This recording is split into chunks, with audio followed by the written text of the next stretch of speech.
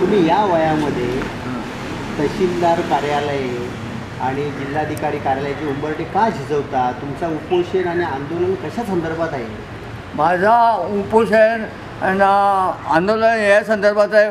माझ्या मिसेसला नवीन शेतीची जागा 2 हेक्टर मिळाले. त्या ठिकाणी यांचे कुठलेही जे घरा बांधल्यात त्यांचाही कुठलाही आधार, त्यांचा सातबारा नाही आणि दांडगेने माझ्यावर ते अन्याय करतात.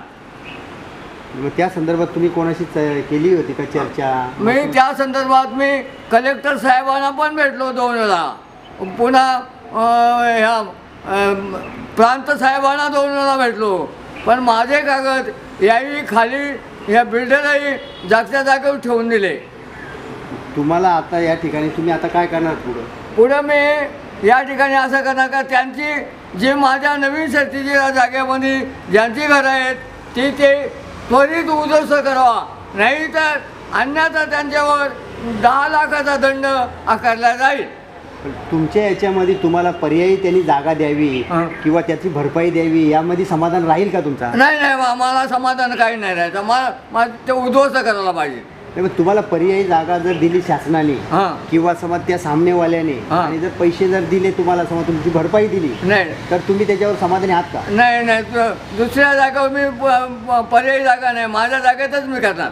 ती जागा तुमच्या नावावर आता आहे? आहे नावावर आहे. त्याच्यावर जे अतिक्रमण आहे ती हटवावी अशी तुमची मागणी असे ते. मग किती वर्ष झाली संघर्ष तुम्ही करता? मी संघर्ष करतोय, आज 10 वर्ष संघर्ष करतो. तुम्ही काय आता तुमचं उपोषण आहे का, आंदोलन आहे का? माझं आंदोलन आहे. आता उपोषण काही नाही, आंदोलनच करणार मी त्याच्यावर. तुम्ही या सगळ्या गोष्टी तुमच्या मागण्यावर थांबा. माझा योग्य मार्ग मला मिळाला मी थांबणार. आज आपण या ठिकाणी तहसील कार्यालयासमोर आहोत.